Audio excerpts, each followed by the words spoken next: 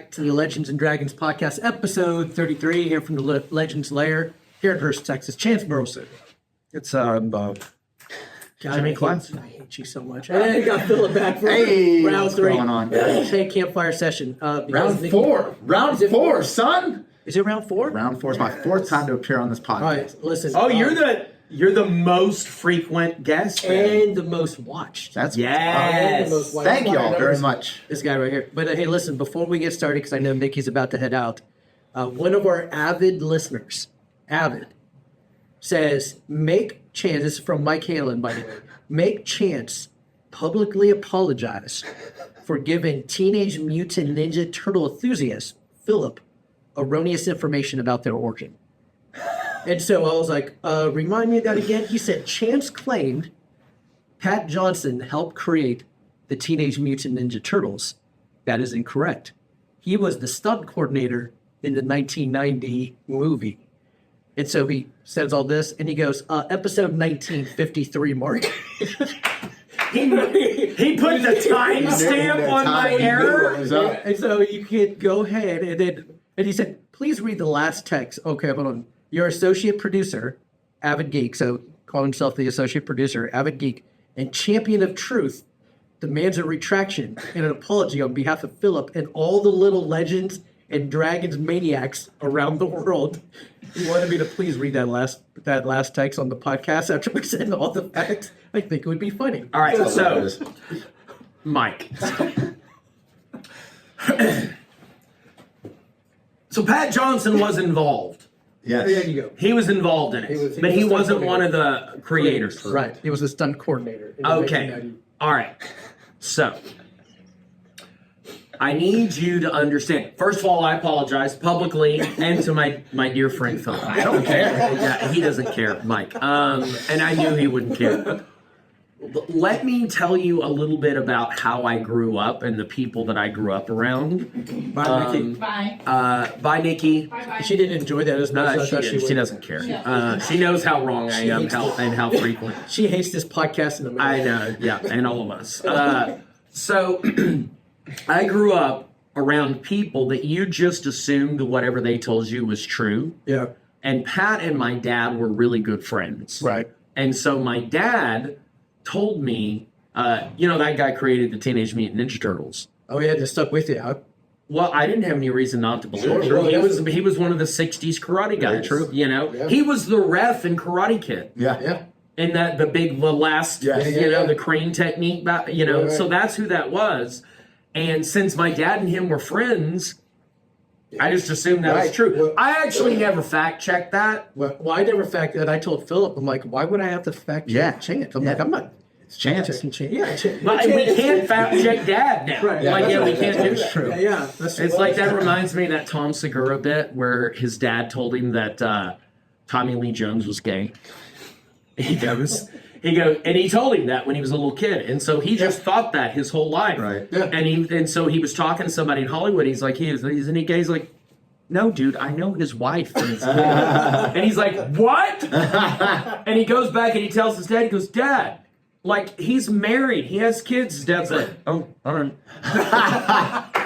He's like, have you been telling people this your whole life? He goes, well, I guess I won't now. Oh, my Yeah. goodness. So, yeah. I know, All right. beautiful. All right, guys, we have no topics. This is our campfire session. here. Campfire. We are just going. Let me ask you boys a question, because I've been working with talent. Oh, we'll talk about talent. Oh, I can't wait to get into the talent controversy. So I like the controversy of Talon Klaus. So we're talking about. When we got when everyone got teared up at the black belt test, right? I laughed and I was like, what's wrong with me? Because I wasn't like overly sad, not sad, but like teared up, crying. And so I tell Talon all the time when they start messing with me, like, dude, you can't hurt my feeling. Just one feeling, not feeling. It's like feeling. So Talon has been saying that I haven't cried in however long. I was like, dude, it's okay to cry. I'm like, but what are you crying about? Are you crying because I grounded you, or are you crying? Right. So my question is, when's the last time you guys cried? I was trying to think about when the last time I cried was. It's probably been less than a week.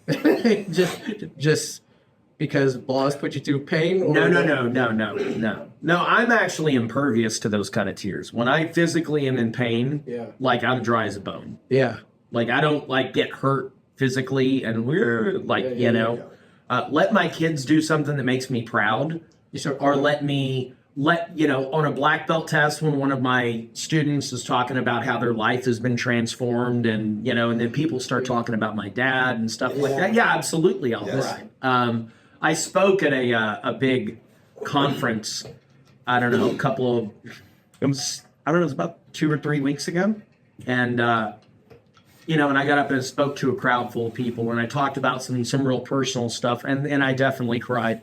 And it's a very freeing thing to be able to be genuine and authentic and be vulnerable and cry.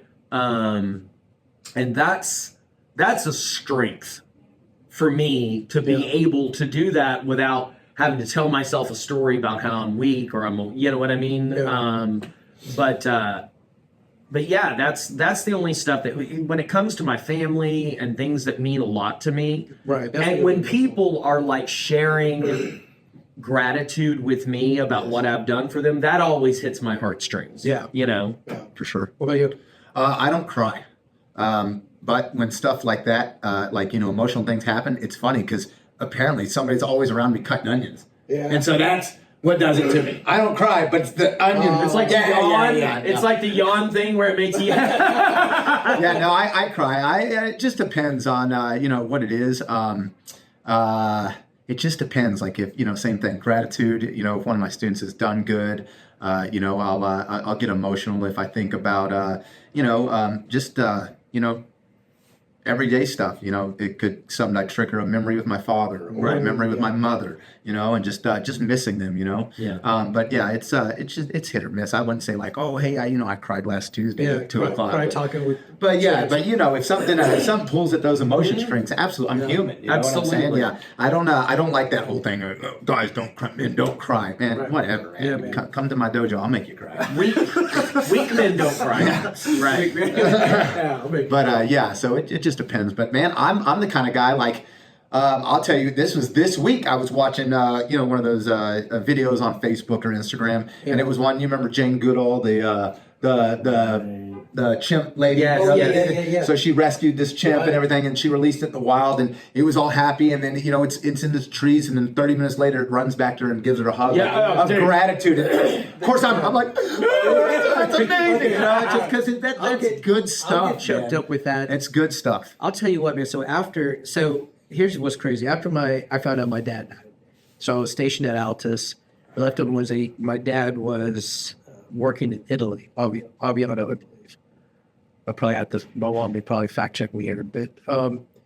But when I found out when the base commander and my first sergeant and American Red Cross, they all, got me, and so I had 2 buds that told me, and my best friend and the guy, Tom Quick, he passed away here recently, but they told me that my dad died. And dude, I wasn't even sad. I was like, okay, all right, well, let me plug back in and start controlling some airplanes, right? And thankfully, they were like, no, you're not going to go control airplanes, right? And just take but I wasn't even upset with that. Like, because just all the abuse. Well, there's a backstory there. Right, there's a backstory. But I'll tell you what really got me was after my house got flooded, I was trying to process everything. I didn't cry, just had to get work done. But I sat down with a guy from church, and he was like, I just want you to know, I'm proud of you. And bro, I was like, man, that got me. I was like, what? I was like, what is going on? He's like, I'm proud of you. You're working hard. You're doing this for your family. Man, I got choked up, man. I was like, man, just over here, you're trying to drink my coffee and choking it down. And that was my talent. That's why I had to tell him, like, bro, it's okay. It is okay. It's okay to cry. Well, let me tell you about this little clown. So get ready, folks. Get your popcorn. It's going down. So I told Talon, Professor Greg, had 2-on-1, right? So me and one of my other buds over here, Troy, he was like, all right, Troy, Jimmy, 2-on-1. You guys hit me, okay? So I was like, all right, Troy. Troy had the top, man. He was working the legs. 2-on-1 jiu-jitsu. 2-on-1 jiu-jitsu. So he I was like, oh, Greg's a stand-up fighter? no, not a 2-on-1, but 2-on-1 jiu-jitsu. 2-on-1 the ground. jiu-jitsu. On Two the guys ground. versus him in jiu-jitsu. On the ground. So I got Greg's feet right. I'm trying to do. And now the rule is, as soon as you get tapped, Yeah, you have to. You're out. You're out, right? Yeah. So as soon That's as- fair. as soon as- That's fair. Yeah. I mean, you're not going to go. So of course he gets Troy. So Troy's up there trying to work the arm, trying to get him. Greg does something. It makes him tap. And so Troy was like, "All right, Jimmy, I'm out." I was like, "What do you mean you're out?" And I'm over here down to feet. So now I have to. So now we're battling it out again. And of course, Greg wins. Of course he wins. So Journey had her senior night at the football game, so we're walking on the field. I'm like, "Hey, Talon." I'm like, "All right, Talon, entertain Phil. Just entertain." Well, I mean, we saw around the kids, I saw entertain Professor Phil. He was okay. So we're going to the field. By the time I get back up, Philip's over here laughing, and Talon is like going through all these scenarios because it just told Talon, "Hey, I got beat up 2-on-1." So Talon is running his mouth like, "Hey, I bet you like 10-on-1, whatever the number is, right?" So Talon was like, "What do you think about 100 AI robots? Just go like this." It just started piling on, right? And so by the time Transformer, right, Transformer, like that. By the time I get back, Talon is saying, "I and two of my buds, 8th grade. Eighth grade kid. graders, Talon and two of his buds could take Philip In a fight. In a real fight. in a real fight." Hitting Stand up, jiu-jitsu, everything. Anything, right? Oh, and I told Talon, I'm like, "Bro, there's no way." I'm like, "There's no way that you're going to take Philip on." He goes, "Yeah, well, me, and then Jeremy, one of his buds that does jujitsu, and then one of his other buds who he just lifts weights, right? 8th graders, right? I mean, listen, they're big boys. There's no way 3 8th graders." So Talon has run his mouth so much that I'm like, and Miriam's right here. She goes, "Okay, set it up." So now, I'm going to set it up It's all on on. 3-on-1. Talon and two of his buds against Phil. Of course, no eye gouging. Yeah. all other I'm stuff. gonna have them in headgear and shin pads but and stuff. We're setting This this is up. gonna But yeah, no, it's gonna be This is going to be, and I am going to video it, and I'm going to put you know that guy. Like they have the guy like in there against his 2 sons or whatever, Yeah. and he just beats the hell out of them. Yeah. Or like Yeah. the guy and like 4 women, like Yeah. anyways, that's going to probably go I viral. cannot wait to see that. And I told Talon, so then we're leaving, so we left, and so Talon was over here just regretting his decision. Of course. because now Miriam's like, yeah, sorry, man, you're running your mouth, Yeah. you're about to learn. And so Talon's in the car like, what did I do? I don't know. You think Professor Phil maybe go 4 on him? Bro, the status quo kept changing. It wouldn't stop. It was and me and my 2 buddies could beat you up. All right. And well, what if it was 10 of my 8th grade friends? Well, 10's a different story. Yeah, 10, very 10, different. 10. Very What if it different. were me and 10 Master Valdez and 5 Master Broses? Well, bro, you only need 1 Master Valdez and 1 Master Brose. Why are we multiplying this, bro? They could both kick my ass. Let's be real, dude. Well, Talon is about to learn that you and I know very well, and it's a concept of your bulldog mouth. Oh, right? he's about Checks to that your learn. puppy dog ass cannot. That's catch. exactly what it is. And so when I told Talon, Miriam made me laugh so hard. I told Talon, I was like, "Listen, man," I said, "all I told you was to entertain." Professor Phil. And Miriam was like, You're entertained. Yeah, I'm very entertained. And Talon was like, "Why did?" And Miriam was like, "Yeah, entertain, not get your butt whipped." And here we go. And I was like, "Oh, poor Talon." Speaking about to of, learn. after we get done with the podcast today, we're gonna hold a target for Philip to kick. I want him to. I want to try to walk him towards a bat break. I want to kick a bat with these little bitty chicken legs. Okay, I want to dude. snap a bat in I've half. held a target for you. I know how wanted hard to snap you a hit. bat. I've wanted to kick through a bat since I was in the 80s, man. Since I was a kid. I only thought only the martial arts masters could do it. And then I thought that too. And then last week, I saw see Black. one of my idols, Bloss, Yeah. kick through it. He snapped, bro. He snapped that Louisville Slugger. And man, the jealousy bug. I know. I mean, I'm just like, man. So the truth, I want to do this. The truth is, He told me about it. is that you could break one today. No, I don't think so. Whether you will or not is up to you. I don't think so. Okay. It's crazy because it's not the. I can't. No, it's mental. It is mental. I know. I have such small legs. I feel like this little chicken bone right here. I've got small. Look at these. These legs are small. They're deadly, but they're small. Right. And I feel like I'm gonna snap my shin know it in feels half, like dude. that. And if I were to break my shin and not be able to do jiu-jitsu for 8 months, I'd cry. Bro, talk about crying. I'd just cry right now. We'd open the waterworks. Yeah. But yeah, I wanna kick their ass. I think that's the coolest thing ever. There's very little that feels like that. Hey, so speaking of jiu-jitsu, there was a question that was presented a few months ago from a listener, reader, or whatever. Long-time listener. First time calling. Yeah. So he knew that you were going from Machado to Renzo. Yes. Now, I'm still learning all the jiu-jitsu lineage, who does what, and who does what.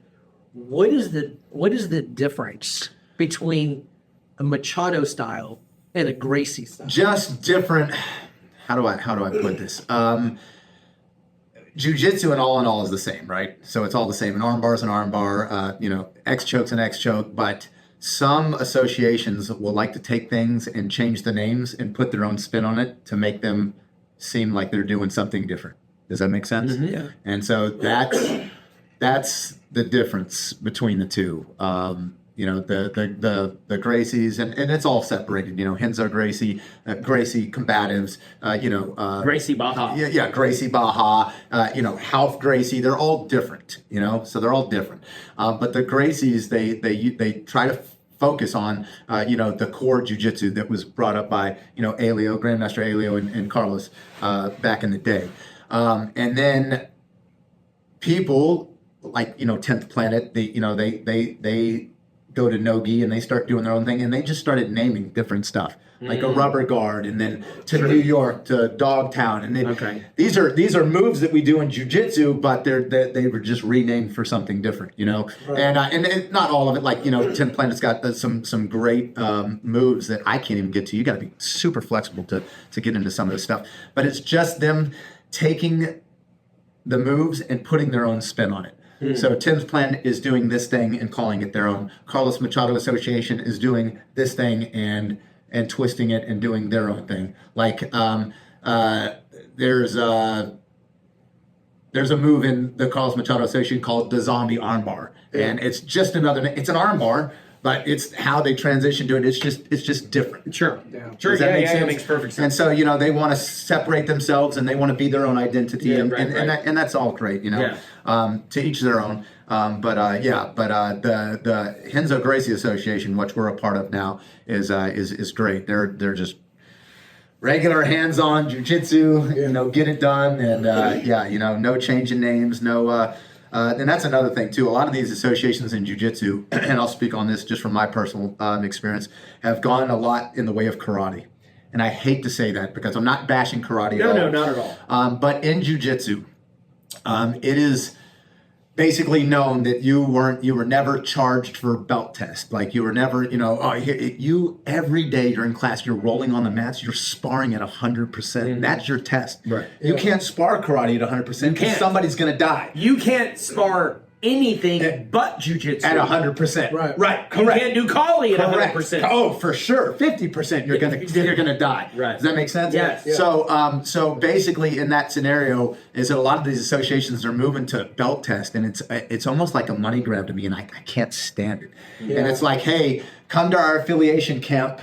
Which is great. You're going to learn a lot at the camp. But the camp's $300. But they do a promotion in the camp. And then in the camp, give me another $150 for your belt. That's crazy. Yeah. That's so dumb. Stop robbing people. Well, and it seems like, though, that there is a difference between people who are doing that. Yes. And people who are doing, I've watched a lot of Roy Dean stuff. Yes. Now, if you had a culture set up like the Roy Dean, where they do the Crucible, and they're making a special event, and it's a whole ceremony. But he's not charging 150 and running 200 belts through that day. That's what I'm talking about. So, if part of your culture, part of our culture's always had because we do belt testing and we do a fee, it's nominal. It's like $45. Yeah. But that pays for the belt and all the stuff, the boards that get broken, and everything. And the staff, if you've ever seen pictures from my belt test, I have 30 black belts. You have to, the way you do. Because I got to pay them. Yeah. Right. And so we're not actually making money on the belt. Right. We're paying for the process of you going through that. Absolutely. You know? And I'm good with that, especially when you have boards and stuff and the There's staff. a lot of but in jiu-jitsu, we don't have. It's a $3 piece of material, $6 at most. And so they're copying the belt test fee from karate without the labor that goes into that belt test. Yes. So they're just taking the money without doing the work for it. Yes, for sure. Absolutely. Absolutely. And I can't. Have you ever seen any of those Roy Dean? I have, and I love them. The crazy thing, though, it's such an extensive test. It's so long. It's like a 2.5 hour test for jiu-jitsu, and it's like, oh my goodness. Yeah. But like I said, to each their own, My whole thing is with jiu-jitsu, find an association that fits you, that fits your core beliefs, your core values, and run with them. And if that association stops fitting your needs, stops fitting your core Find beliefs, a new one. get the hell out of there. Find a new Leave. Run. So let's talk about that. We'll go as much as you want to. So what made you change from Machado over to Renzo? I followed my professor, Greg. And there, without going into too much, there was a big fallout in the association, a coup, if you say. And it's crazy. I've been doing martial arts for 27 years, going on 28 in February. And I've been there and done it all. I've been with crappy instructors, and I've been with phenomenal instructors. And I've seen it all, from the low end to the high end. And not just in jiu-jitsu. Not just in jiu-jitsu, in kempo and kung fu and judo. And I mean, when you're around all this stuff, you see it, Shotokan. Yeah. And you see it. And so basically what happened, there was a coup against Professor Greg. Why, to this day, I still have no clue. If I had to pin it on something, this is me personally, I'm not speaking for anybody, I would say jealousy had to play a big factor. And I hate saying that, because it's difficult for me in my mind to think that somebody can get so jealous of somebody that they just hate them for no reason. And the hate and the jealousy didn't come until we started making those BJJ Fanatics DVDs, and that's when it started to happen. And it's really upsetting, because you have the opportunity to make BJJ Fanatics DVDs. You have the opportunity. Everybody has the opportunity. Right. But if you don't put the work in, don't complain about it. Right. I watched Professor Greg sit here hours and hours on end. I mean, when we flew out to Boston for BJJ Fanatics to film the next 4 DVDs, this guy was up till 3, 4 in the morning writing content. Philip, come here, let me try this on. Just sitting there. I mean, he's so involved. Right. And Greg's such an amazing leader, and was really, and I will. This is my opinion. I believe this wholeheartedly. I think he was the tip of the spear of the entire association. There was no other black belt that worked harder than him. There was no other black belt that promoted the association brand and name more than he did. And I was really, really disheartening to see what happened to him. And so basically there was a coup, and they basically pushed him out of the association. And that was not cool with me. And I stayed on only for a little while because he told me to. Otherwise, I would have left on day one, man. It was very horrible the way they did it and everything. And I won't go into too much detail, because I was in the actual meeting with the higher ups in the association. And Professor Greg. And so I got to witness exactly what went down. And it was one of the most disgusting things I've ever seen in the martial arts. And Greg is a phenomenal instructor, phenomenal person. Love that dude to death. And it's funny, because when I left with him, that's when everybody's like, oh, Philip's kissing his butt. He's blind loyalty to Greg. And it's just nonsense. It's just crap. I've been working with this guy day in and day out, interwoven with this guy, with his family, for the last 5 years. And if he was a bad guy, or he was a piece of shit, or he was a bad martial artist, I wouldn't be with him. I would not be with him. And that's the thing that I have thought about, because I've been on the outside. Like I'm more outside than Jimmy, because Jimmy's there in the school with you guys training. I have to do the old guy version on Sundays, but I have been on the outside watching this, and I have been a student of martial arts and martial arts business, and those are two things. Yes. Those are two different things. Yes. Okay, so I have more experience in martial arts schools than anyone I know. Yeah. And I'll tell you why.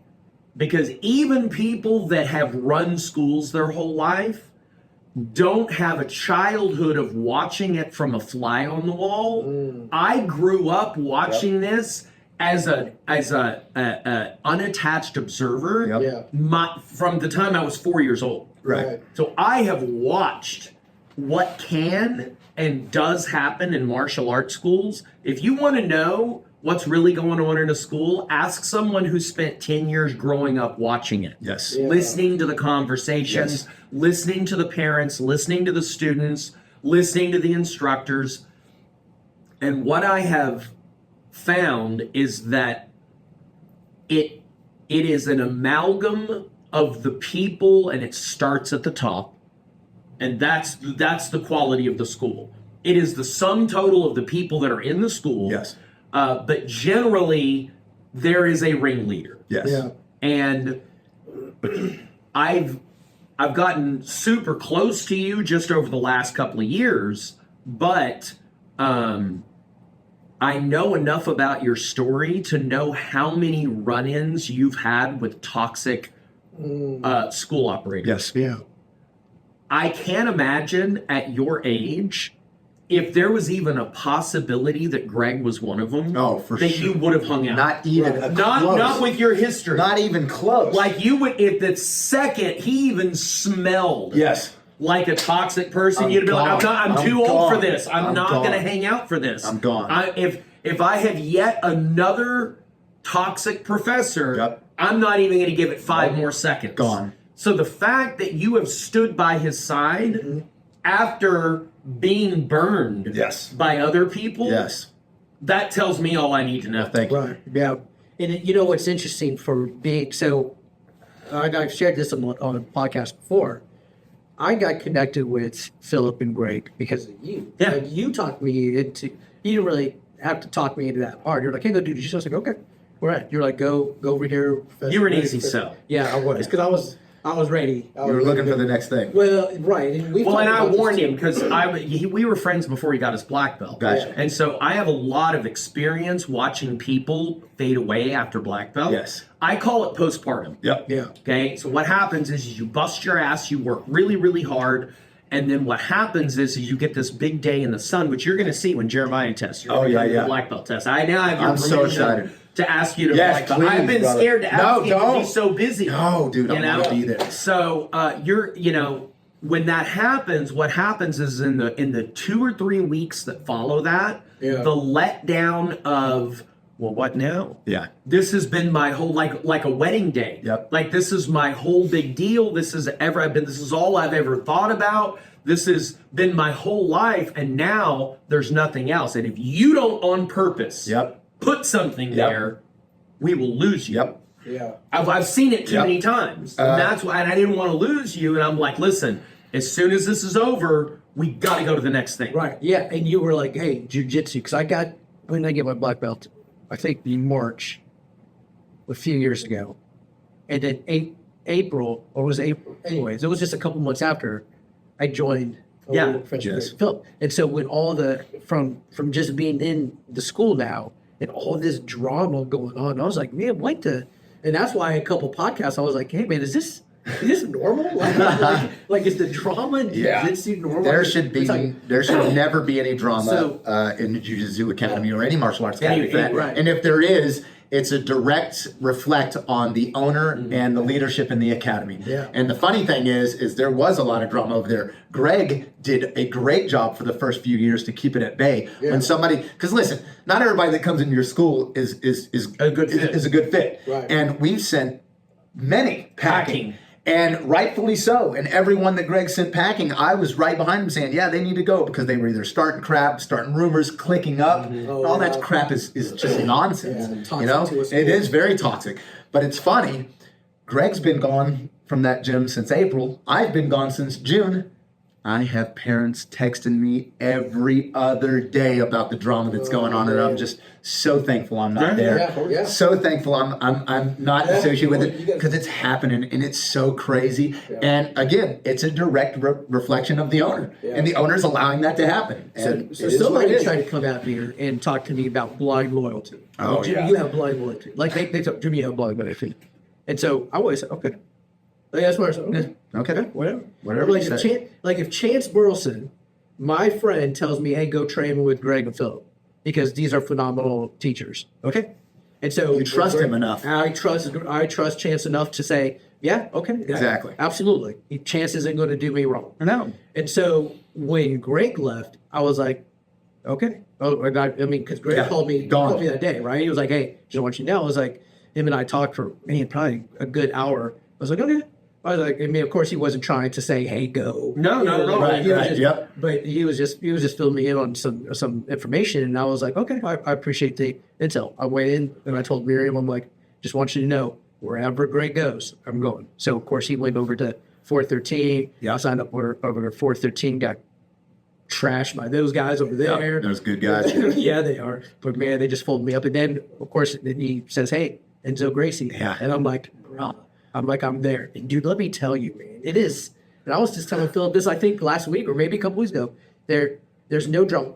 We know that eventually there's probably going to be something. We have to put out the fire, right? Sure. There's no drama, None. no clicks. Like None. the whole school's a click. The whole school. Like everybody from Everybody loves it is- everybody in this academy. It's and it is phenomenal. amazing to have back again. Yeah. Well, and here's the thing, though, is that you know, because you are a school owner and you're a veteran school owner, you know that will not just continue on its own without monitoring. Very true. Right. Very And true. so we had a problem over the last couple of months where I have a larger and larger team here. I have lots of black belt instructors, and I have a lot of young black belt instructors that are coming up, and they're superstars. They're great, talented, wonderful instructors.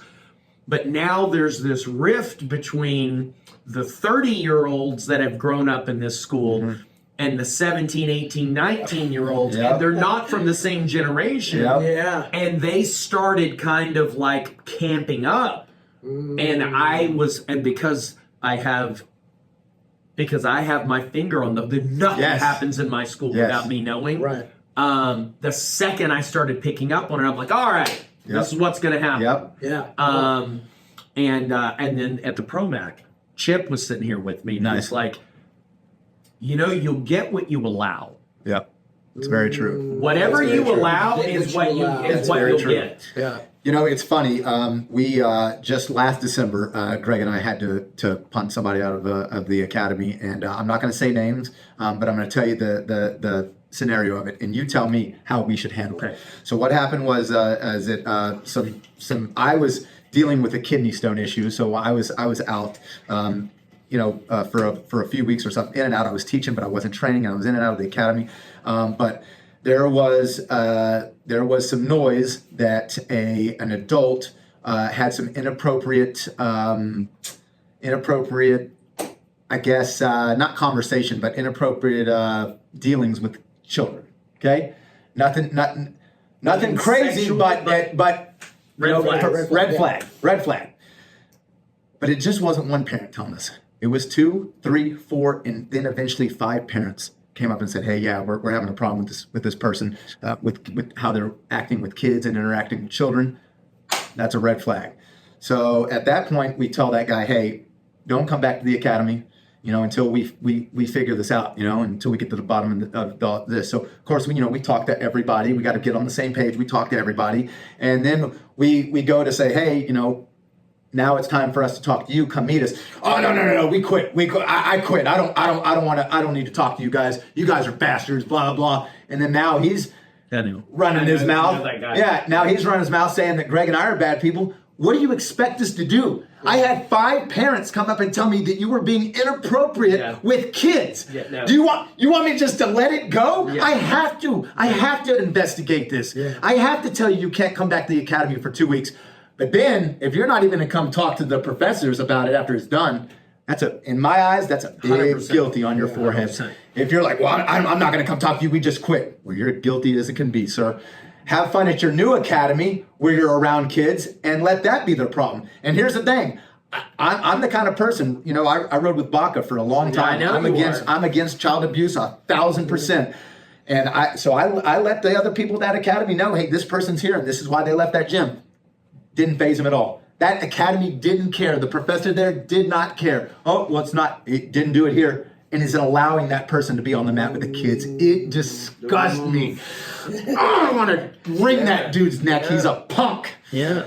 But it is what it is. I'll let it go, and that's what it is. But, hey, like I said, happen, not happen. You not talking to somebody about it is just showing that you're guilty. Well, and the other thing is, let's say that you were wrong. Yeah. Let's say he didn't do anything. Yeah. Let's say nothing happened. Right. I'd rather be wrong on that end. Yes. Than be wrong on the other end. Absolutely. Yeah. Absolutely. Like I will handle overreacting to protect a child over underreacting to allow a child to be harmed. I'm with you 100%. But Greg and I, we were ostracized for it. Right. Oh man, you guys are bad, kicking people out of the gym. What do you want, dude? And I told Greg and Phillip, I'm like, listen, as a customer, because I'm a paying customer. He knows who it is too. And so as a paying customer who has kids on the mat, for me to see what they did, how they filtered, I was like, I trust my kids be on this mat with eyes. Well, you remember the story, and I told you because I was training at Machado at the time. Well, I was training every couple of months until I got hurt over at Mid Cities. Yeah. When this happened, when we found the 2 adults in our school. Yep. You knew that. Yeah. And again, they weren't instructors. Right, yeah. And they hadn't actually done anything. Right. But they were on the registry and we had no idea because you don't check students. You check instructors. Oh, we do. Right? Yeah. Well, no, we do now. Absolutely. No, we do now. Everybody that walks through the door, you've checked them. Well, again, it wasn't a thing. It's like you don't know before you know, but then once you know better, you got to do better.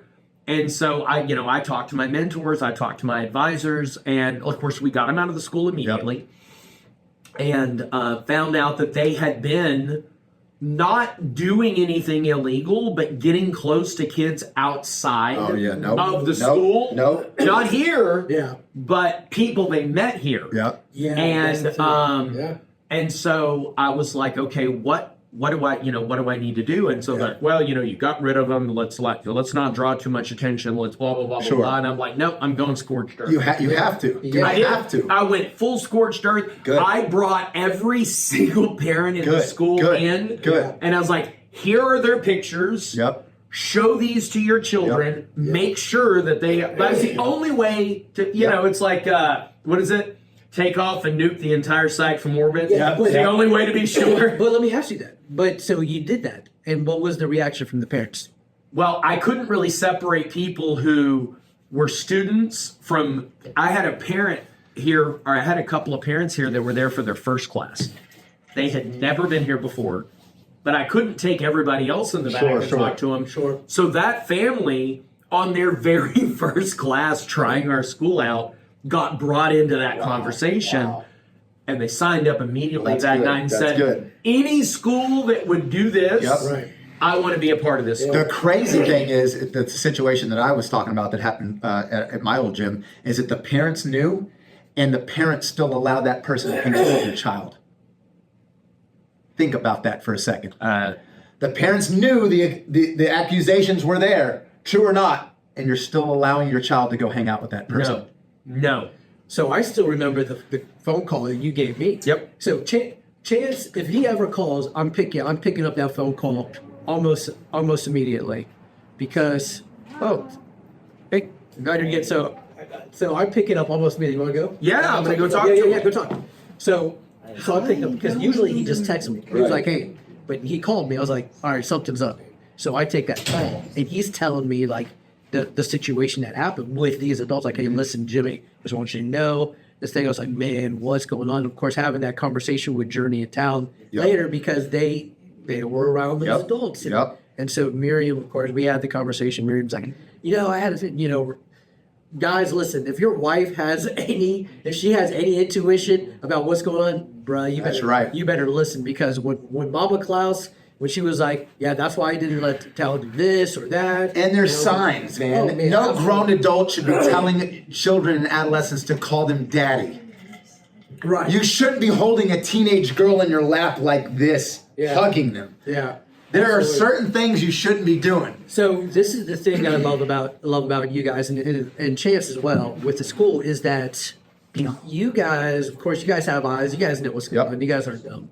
But the protection that you have, of course, over the students, like I will never, ever, ever, ever go and seek out a child to roll with. No, Ever. Now, have I rolled with a child after you or Greg was like, hey, Jimmy, roll with? Sure. Absolutely, sure. 100%. Yeah. I don't mind doing that. But guys, you guys need to check a school. Make sure that your instructors are doing what Chance and Phillip are saying. Listen, they're protecting the kids. No adults should just go seeking, hey, I want to roll with your child or whatever. Right? You guys are smart enough. And then, of course, the big thing for me is rolling with ladies. Oh my goodness! Yes, rolling with ladies. Listen, what's that? And you guys or Greg always has was it 80-20, 90-10? Yes, yeah. Well, different scenarios. So 80-20 is for the belt and weight issue. The 90-10 is for the women.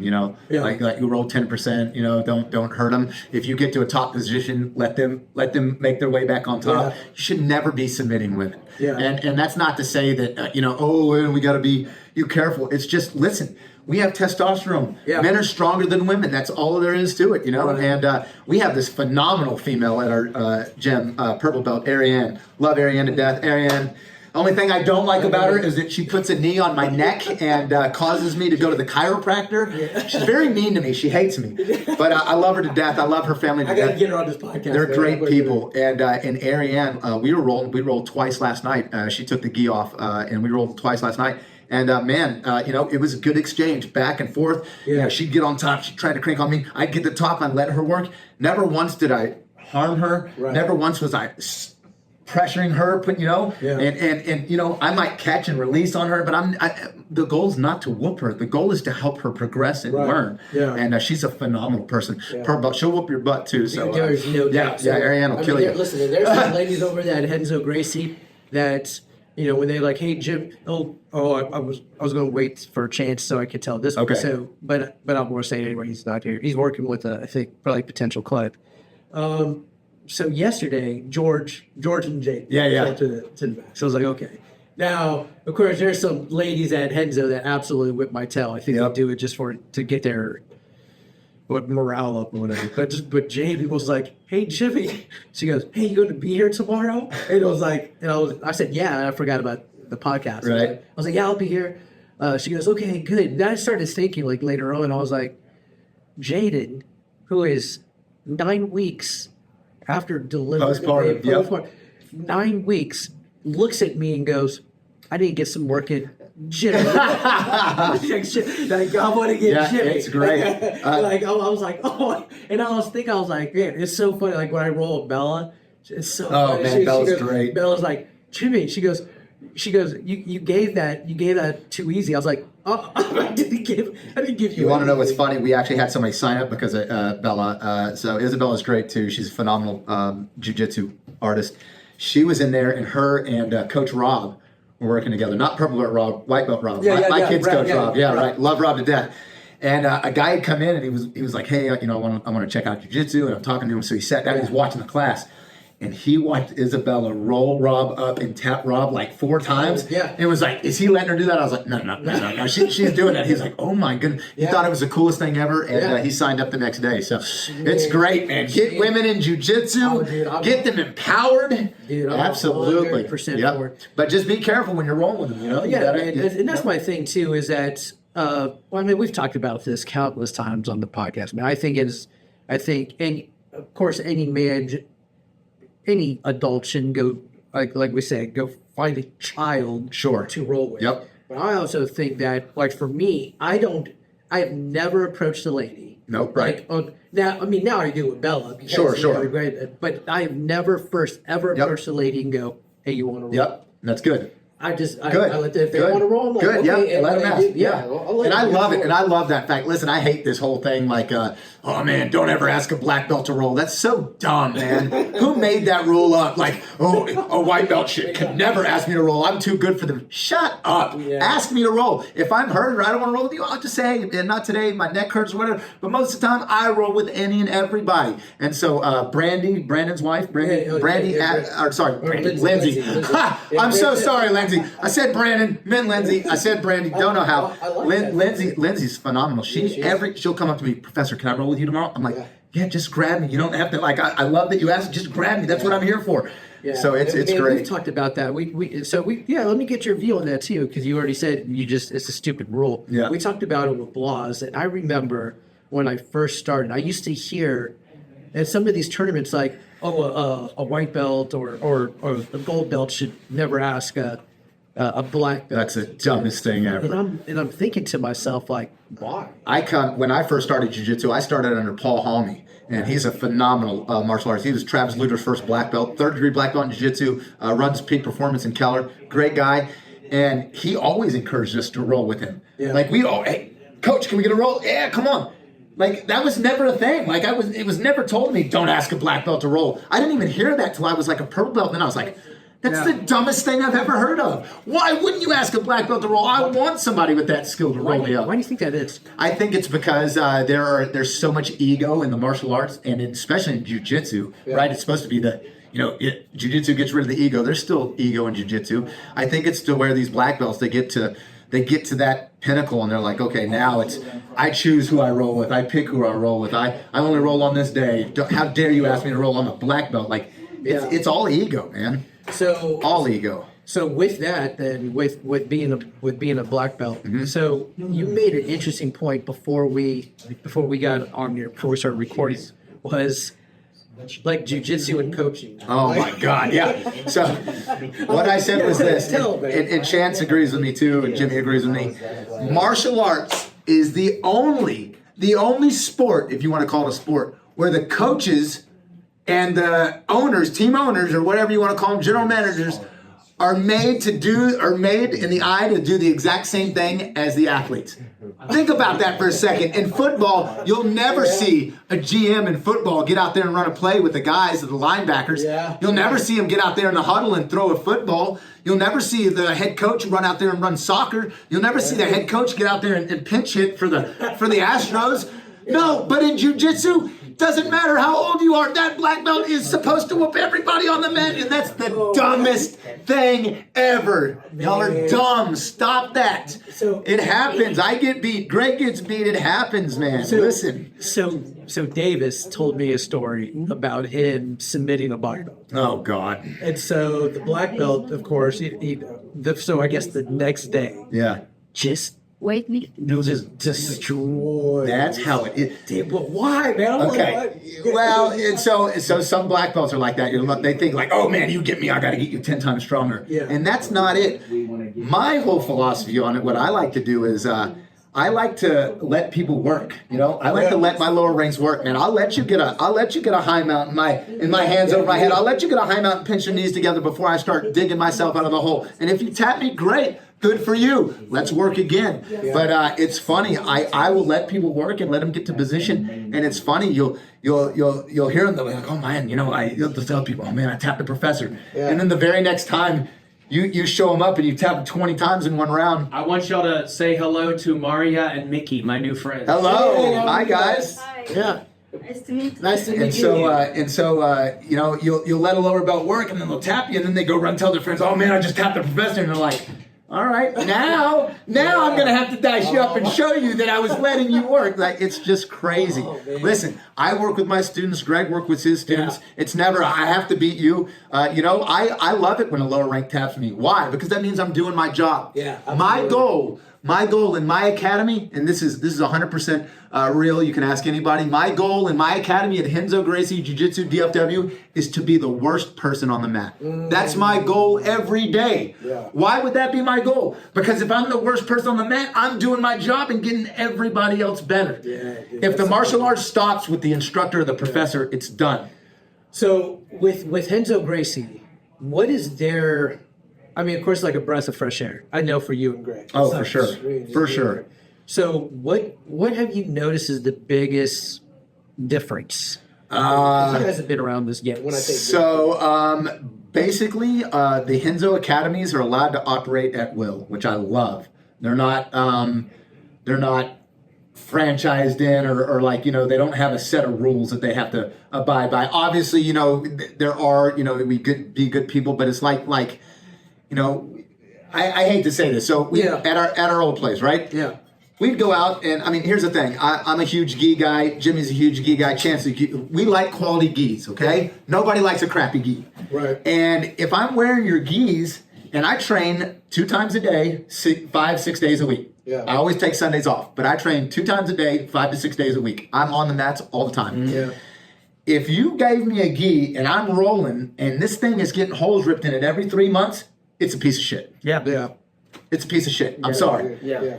And if you're forcing your students to buy this piece of shit over and over and over, people are going to get angry. They don't want to spend $200 every 3 months for a new gi. Yeah. So what I like now is that we have the freedom to make our own stuff. Greg made a gi back at Mid Cities that still to this day has not ripped. I've rolled in this thing probably over 1,000 times. Is it that red one? The red and the black one. The Gregorian gis. Yeah. They've never ripped on the knee. Yeah. They've never ripped on the jacket. And they're very reasonably priced. Yeah. And so he made those gis for his students because he wanted them to have good. And of course, the higher ups, they want you to only buy their crappy and expensive stuff that rips. So they got mad at him. Oh, don't be. And it's so crazy. So at Renzo's, we have just yesterday, we had a red and a silver gi come in. Oh. And you know what Renzo says? Oh, I love those colors. Can you make me one? Or can you make me? Are you really? Yeah, he loves it. Everything we send him. We mock up our hoodies and these t-shirts and whatever we want. We make them. We have our own logo that we're allowed to use. And we make him, and he's always like, oh, I love that hoodie. Can you send me? Oh, man, those blue rash guards or that red shorts look great. He's so on board with it. Why wouldn't you want your logo out to the world? Of course. Yeah. How dumb is that to get mad? Oh, you printed my logo on something without permission. Don't you want me to keep your brand out to branding. the world? Right. That doesn't even make sense. Right. Yeah. And then for somebody to say, well, patches are 15% of our bottom line. Well, to me, it's just money then, if that's the way you're talking. Right. I want to produce my students with quality gis that aren't going to rip, that they're not paying $800 a year for 4 gis, and they can buy one at $120 and it lasts them for over a year. That's the kind of stuff you want to bring to your students. Absolutely. So yeah, it's the freedom. It's the freedom in the association to make our stuff, and it's great. What I really love about this couple that just walked in. Yeah. Which, awesome. by the way, I will always jump off a podcast to talk to a person walking in. What I love about what just happened there is how welcome they would have been at your school with your culture the way it is now. Yes. Okay. So, and I'm glad I have the experience that I have now because I have had many students that have trained here over the last decade or so that were Muslim. Yes. Yeah. Okay. Now here's the thing. One of my dearest friends trained with me for a few years, and he walks in the school and he said, listen, man, I have wanted to do martial arts my entire life, but I am at my core devout. Yep. And there are things I cannot do. They cannot bow. I cannot bow to you. Yep. Okay. And I said, well, we do Kali. How about this? Can you do that? And he's like, oh, yeah, I can totally do that. I'm like, guys, it's the meaning behind the gesture. Yes. Not the gesture. Yes. The gesture is not Yes. important. Yep. Yeah. It is the meaning Yep. of respect. So he did this. He goes, now I got another thing. I'm married. I cannot have physical contact with a woman. Yes. Yeah. And I'm like, great, we have tons of men here. Yep. And so they just walk in. It's a brother and sister. Yep. Like she can't take her hijab off. Right. And he can't have any contact with a woman. She can't have any contact with a man. I have so many women here and have so many men here. That's not a problem at all. And you guys would lean into that super absolutely. hard. Like you want nothing more than for that woman to be able to choke a man unconscious if he tries to rip her his jaw off. Absolutely. I went to a mosque about 6 years ago. Really? And I got it from that chick on the on Facebook that pulled a guy's T-shirt up and yes. when it was the assault, the sexual assault prevention, where she got him in her guard and ripped the T-shirt off the back and then put him unconscious. And I'm like, that would work with hijab. Yep. And so in Dallas, about 6 or 7 years ago, men were ripping women's hijabs off their head. And the ignorance of somebody thinking that they're doing their civic duty by ripping a hijab off a poor woman's head. Right. You know? So I went to a mosque and I showed all of their husbands and brothers how to do that spar Very cool. choke. Good. So that they could show their sisters and wives. Good. You know? Good. And so anyways, it just made me feel really good that they're like, well, do you teach jujitsu? I'm like, well, funny story is that's my jujitsu teacher on the podcast right there. Yeah. And I was walking him around the school. I was like, and he runs a great jujitsu school up the street. And if you guys are interested, they would accommodate you. Yes. Yeah, for sure. Yeah. We, you know, and while you were showing it, and we talked about just to piggyback on what you were saying about guys rolling with ladies. We've talked about this before Because I've heard seeing your posts on that. Yeah, and so the thing is, like I told Philip, I'm like, I have never approached a woman the first time. Go, would you like to roll? Right. Now they as like, hey Jimmy, roll it, and of course now they're so comfortable. They're like, oh, you know what? I'm feeling down about my day. I'm gonna go beat you. I feel better about myself. That makes me feel better. Oh, well, and I told her, here's the story you missed. So I don't know if you know George and Jaden Henderson. No. Anyway, so she just got, I love them to death. She just had a baby about 2 months ago, about 9 weeks ago. And so yesterday she showed up during the lunch class. And as I was about to leave, she goes, hey, Jimmy, are you sticking around? I'm like, no, I'm about to leave. I got to get ready for work. She goes, you'll be here tomorrow? And that was today. And I was like, yeah, I'll be here tomorrow. I forgot that we're videoing. I was like, oh man, no. But then I started thinking like, yeah, it was really easy for Jaden to ask me if I'm going to be here tomorrow to get back because she's warm and get her core back up and everything else. I'm like, they just see me as easy prey. Like I'm having a bad day. And I know that you're making a joke. Yeah, about but that, still, but it's and this your thing about the getting beat up is similar to my deflection. When I deflect, when you talk about how this I've done this amazing thing or that, I'm not diminishing that. I'm not saying what I'm trying to do is I'm trying to talk about how it's just an honor and a privilege, and I feel unworthy of that honor a lot of times. Okay. Yeah. But the truth is, Jimmy, they're not trying to beat you up. It's far more beautiful than that. They feel safe around you. Absolutely. If If a woman rolls with a man and multiple times during the week, she's very comfortable with them. Yes. You cannot understand. Like we live in a world.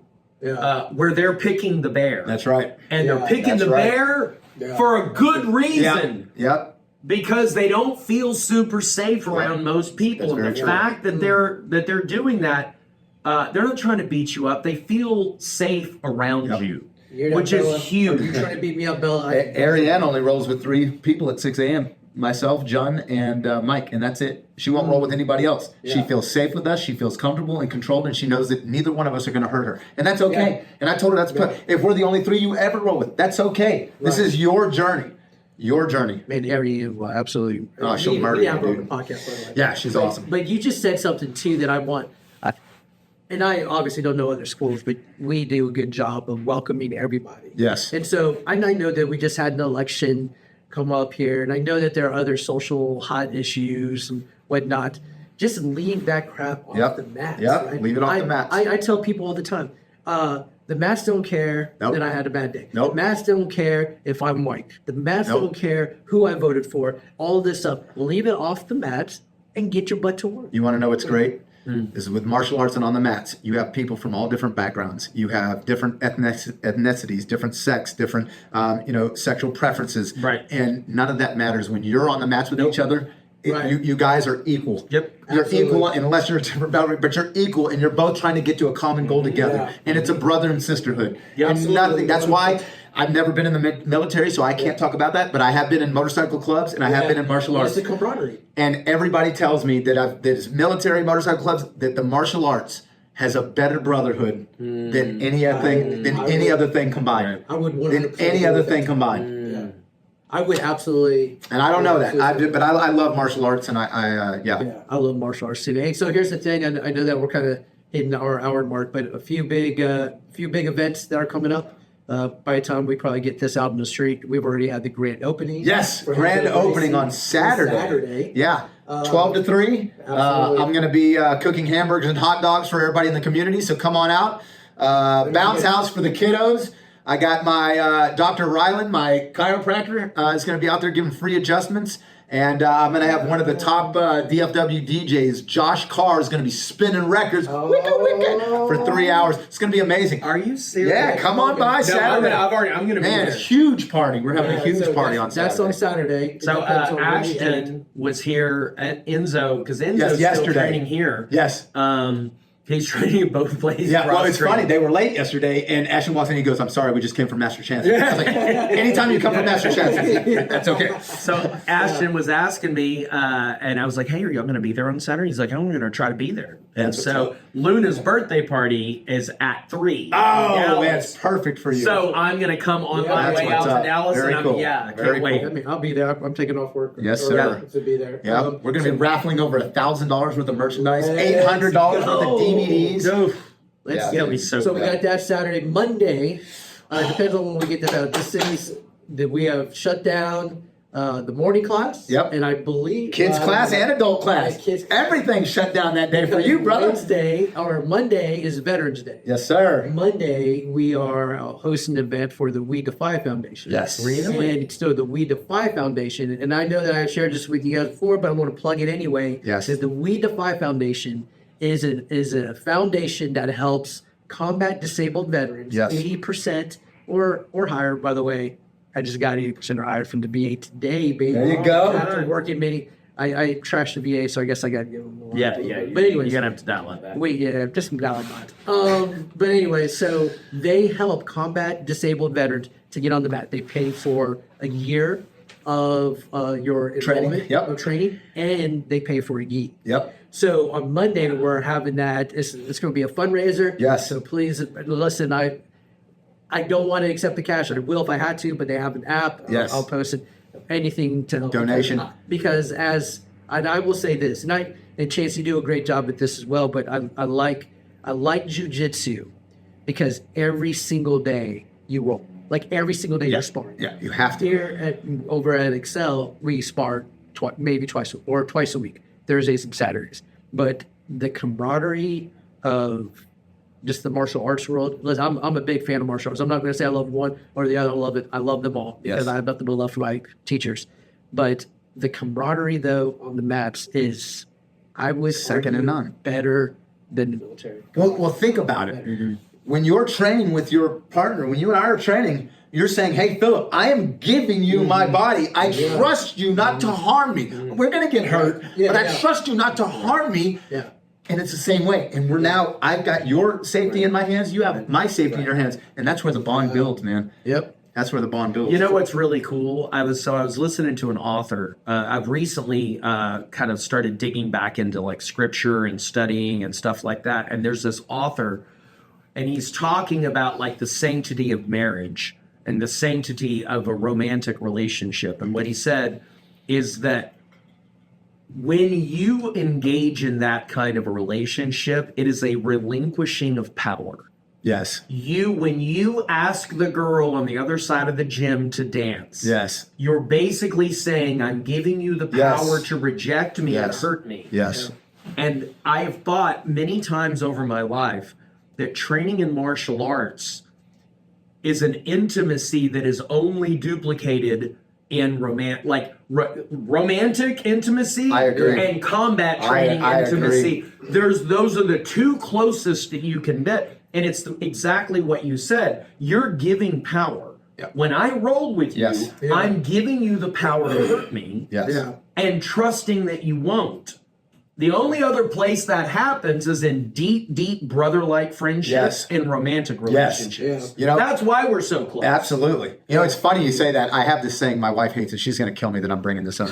I have this saying, and I say there's no better way to start your day than with jujitsu. But that could be for all martial arts. Sure. Yeah. And she gets mad. She's like, really? There's no other way you could start your day better? And I'm like, no, there's not. I love my wife. We are together. Yes. Yeah. We're And she an is amazing. entity. Yes. But there is nothing that, how do I put this, in our platonic relationship that could get my mind to where I need it to be after an hour worth of martial arts training. Does that make sense? Yeah, absolutely. I love my wife. I love my wife more than anything on this planet. Yeah. But she knows that I have to have jujitsu and martial arts in my life to make me a better person, a better lover, a better partner. Exactly. And so when You're I better say, for her. yes, when I say there's no better way to start your day than with martial arts, I mean that. Yeah. Because all the other stuff is obsolete. Sure. When you get out there and you can physically overcome your stress, Yeah. the stuff you're dealing with, your brain, when you walk out of those doors after an hour, when you're in martial arts training, you can't think about anything else. You can't think about the stress outside. You can't think about the bills are due or the fight you had with your wife, because if you do, you're going to get your ass kicked. That's right. No, absolutely. You know what I'm saying? And so Yeah. martial arts makes you be in the moment, and it is the best therapy on the planet. I don't, and- and and this right. is crazy. People are going to get mad that I say this. Once you're in martial arts and you understand that's a therapy, I could never, ever, ever go to a stranger and pay them money to try to help me figure. I'll do more therapy on the mats than you could ever do in 6 Physical months. therapy. Well, have you ever heard of DBT? Dialectical behavioral therapy. No. So the concept behind DBT is that we store our trauma physically. Yes. Is that's where the tapping? Have you ever heard of tapping? Yeah. Where Yes, you know yes. where Yeah. they get people to quit smoking Yeah. and Yeah. whatever, the repressed memories, Yes. right? And so what the concept is that you can only talk to a therapist about something that you consciously know. Yes. So if you don't know it, Right. you can't talk about Right. it. Right. When you train physically, Oh, brother. Dude. it Bro, comes out whether absolutely. you know it or not. Yes, yes. That's why it's so therapeutic. Yes. Right. Is you would maybe talk to your friend about it if you could remember it, but there's stuff that maybe is pushed down Yes. Yeah. that will only come out Yes. rolling or I only agree. come I out agree. scoring. I I've agree. never left the mats. Yeah. Except. No. Well, and the insinuation from dear Virginia, Yeah. that insinuation, that experience is made better by you being at your best. Absolutely. Yeah. And Absolutely. if you start your day with martial Yes. arts, you're at your yes, best. yes, for sure. Exactly. For sure. 100,000%. Right. So we got that coming up, and then it's going to be a great day. Was it December 7th? December 7th. December 7th, the first promotion. First promotion day at Renzo Gracie's. Yeah. I am so And excited. Made I some have to- friends. There's I some- bet you do. Because there Sure. it's going to be huge. Dude, I'm looking- Just get your butts there. December 7th. I can't say anything. It's going to be a huge promotion. Oh my God, dude. It's I going am to be looking big. for. There's some great. people. Yes. Dude, there's some people. Yes. Well, all of you guys. All Yes, of you guys are yes. being promoted. I'm And then cheering you're you on. teaching jiu-jitsu here in December. I am the teaching first, jiu-jitsu, for yes. the black belt class. Yes. Yes, I am. We only have 2 Saturdays or 2 Fridays in December. It's okay. because of I'll the- be here. Yeah, yeah. I love it. I love it. Man, I'm looking, dude. You have no idea. And of course, Chance and I were talking. I sent Chance a text. I was like, "Hey, man, is it weird that I really don't care if I get promoted ever?" And I'm like, because every day I get those mats, I know I'm getting, like, for myself. I'm like, now when I first started, right then I had the goal of like, Yeah. like at Excel Academy. I'm like, oh, you know what, black belt. But now that I have the black belt at Excel Academy and knowing how often I get trashed in jiu-jitsu, I'm like, I I gotta just get came better. up with the perfect analogy. Yeah. I'm going to agree with this. Okay. Okay. Okay. The belt is the title. Yes. The skill is the pay rate. Yes, sir. Yes, sir. I can care You know what? less about That's the amazing. title. I just want the pay raise. Ladies and gentlemen, Chance Barrelson. No, that's amazing because think about it this way. Yeah. If you think about it in the Texas of, I tell people don't chase belts, right? Right. However, don't chase belts. Nobody goes to college for 10 or 14 years and is like, you know what? I don't need my master's. I did my part. Right. Yeah. Right. You want that degree, Sure. but don't make it the end all be all. Right. You know what I'm saying? But I think too. I want the think skill that because- comes I with want it. the skill that Right, comes with exactly. it. Yes. But I think I've been in it long enough though to know that even though I say I don't care about Yes. it's going to come anyway. It's going to come. It's All you like- got to do is like show a- up. You chase the skill, the promotion. That's will come. right. That's right. It's just it's Keep But rolling if you till chase the belt turns promotion, black. the skill Yeah. might not. Let me. And- go ahead. Oh, I was just going to say, and then once you get to black belt, just like we talked about, don't stop. No. Every art that I black belted in, I have said, okay, now it's the beginning. Yeah. Throw away everything that I learned before black belt and open the cup back up. Empty the cup, open your mind, sit down as a first day white belt. Yep. What did I miss? Right. And then there you go. You got it. You have Let to. me wrap this up with this. This goes for all of you guys here because this might. Well, we might do one more before we stop for Thanksgiving break, and then maybe we'll hit maybe one or two for December. We need to talk about next Thursday. Okay. Philip and I might have a luncheon. Okay. Let's go. So this might Let's be. go. So this might be the. Well, no, last we can one go for- on a different day, but Yeah. but it's 11 next Thursday. Okay. Where are we going? The Chamberlain. Let's go. So We got a ribbon cutting on Tuesday too. I forgot yeah, about yeah, that. ribbon- We have yeah, a yeah, ribbon on cutting on Tuesday. Tuesday. But here's the thing. We love you guys. The numbers have been. Nikki's back. I'm gonna say this again. Nikki doesn't understand why you guys listen to us, but our numbers have been increasing on Spotify. That's and awesome. on YouTube, so as we can go there. However, we're not dancing monkeys. I mean, for Miriam, I'll probably a dancing monkey, dance monkey, dance. We love the podcast. We'll get the podcast out when we get it out. It's like if we take a Thursday off, don't be mad. Yeah, Don't yeah. be- These don't guys be- work their don't be butts off, sad. guys. You know Don't be what? sad. Chill. Yeah. You know what? Don't be sad. Go ahead and be mad. Yeah. I'm just glad that the content's out. And listen, I'll sleep like a baby. I love podcasts, and I've watched every episode. This is one of my favorite podcasts, even other than Joe Rogan. Like, I love this podcast. And it's funny because, I've been doing my Good Morning videos and getting those out. And somebody mentioned the other day, they were like, get this guy's own podcast. All these boring jiu-jitsu podcasts, 10 seconds with this guy, and he's already right. you know? And man, you guys are brilliant. It's the content you bring. It's the stuff you bring about. You're not sitting like this. We're all like, hey, and oh my God, this and that. And that engages people. And man, hands off to you guys. You guys are amazing. Well, man, we appreciate it, but I am no dancing monkey, even though I think it could be the like a monkey, I've been dancing with. That's right. Listen, guys, we love you guys. Go like, subscribe. We'll hit you guys on the next podcast. Yes, sir. Thank you guys. Us.